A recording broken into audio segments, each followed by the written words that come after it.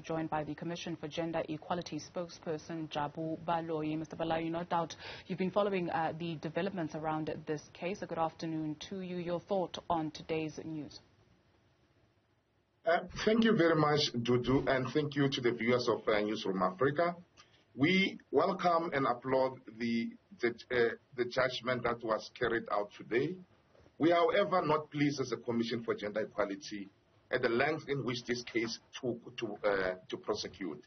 We have seen cases whereby it can be shortened, the lifespan of a case can be shortened because the constant headache and constant victimization and constant issues that were befalling the families were too much. What we want to appeal to is the judicial system in cases where it's almost foregone conclusion that whichever way it might go, that they prosecute it as speedily as possible so that the families and all people of South Africa, more especially cases which are thrust in the public spotlight, can heal, because it's causing mental illness and mental challenges for those that have lost their loved ones in the past in almost similar circumstances. So as much as we applaud it, we're calling on the judiciary to self-correct, to speed up cases of this nature so that people can have trust and faith and believe that, our justice system can self-correct and can move as speedily as possible, so that there will be perpetrators will know they will be dealt with decisively and expeditiously. And to that point, you bemoan the time it took to prosecute. According to the work that you do, those cases that are not thrust into the public light or that we do not know about, that go unreported, just how far and wide is that problem where you find a number of families who will still be seeking justice 5-10 years later after something had happened to their loved one? It's massive. There was a case in Hammanskraal. A lady was shot and left to die. The case was in the court roll for 7 years until someone alerted the commission to say there's a case in Hammanskraal. As soon as we got involved, within a space of 6 months, that case was prosecuted. And we asked ourselves, what is it that was taking them for that long? And one of the things that we have realized that, we don't have enough judges and magistrates to deal with. We even had information from Mpumalanga that, there's more than 200 and something cases and only one magistrate.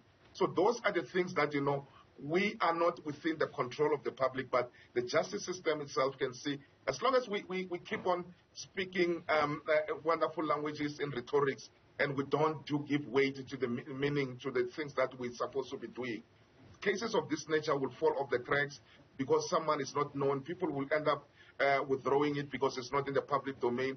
It's in the far-flung areas where we can't monitor some of us. So where we monitor, at least there's a bit of credence that is being given to those cases. So we need to work together with the Justice Department and the police to say, look, send your best team to investigate cases of gender-based violence. Prioritize them. Women are being killed. Women are being raped. Every quarter you are reporting almost 100,000 or 10,000 women that are being raped. But you need to get your act together and do something decisively. We cannot keep on saying, as a Commission for Gender Equality, we welcome. Meanwhile, we go to the ground. Our commissioners, as I talk to you now, Duduzile, our chairperson, and all the commissioners, they are busy with the police station, Duduzela Care Center, to see where are the blockages in terms of these issues of gender-based violence, so that we can work closely with the police and yet monitor them so that they can be impactful. When you move out of the studios at Newzroom Afrika, you are safe, because Commission for Gender Equality and the police are watching you, the securities are working together, and if there's something happening to someone out there, we know that these cases can be handled as fast as possible. We don't have to wait for years for a case to be prosecuted, for sentences to be handed down.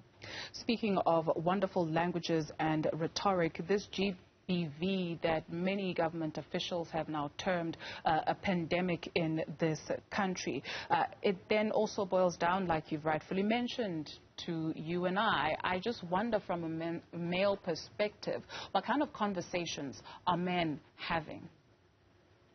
You see, it's very interesting. Within the Commission, we are having a program which looks at men and boys. We have been approached. We used to work with Meso, rest in peace. We used to work with Ntate Patrick Shai. We're working with the Department of Justice under the Trade Dialogue.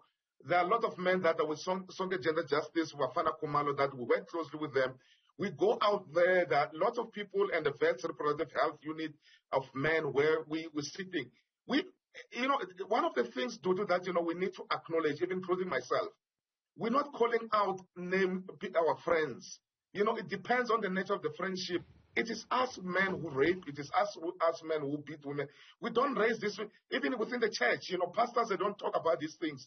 They will give them lip services because we don't want to hurt one another's fragile ego to say, you're not doing the right thing. You are beating your girlfriend. You are beating your wife.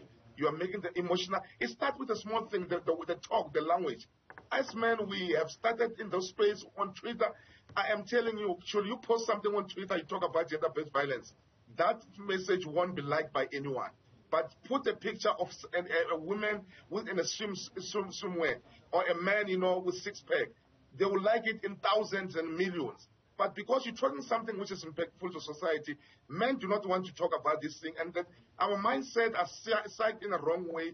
We need to shift the dimension and the mindset as men, all of us, including myself, to say, when we talk, we must talk, be honest with one another, even if the truth hurts. But we're saving a woman out there. We're saving a child out there. We're saving society. We're saving ourselves also to be not to languish in jail. Because what we want to see, it's us that are abusive to be languishing in jail so that lesson can be learned, regardless of the person that you are, the position you occupy, including the parliamentarians, the provincial leadership, and everywhere else. People, justice must not only be heard, but be seen to be done for everyone. For us men, we must lead in the campaign and work closely with women. Have raised their voices very high, but they need us to work closely with them. Women do not need us to protect them, but they need us to create an enabling environment for us to coexist, for us to respect. It boils down to respect, communication, and also understanding that you are dealing with another human being. You will see that these things can be eradicated as easily as that.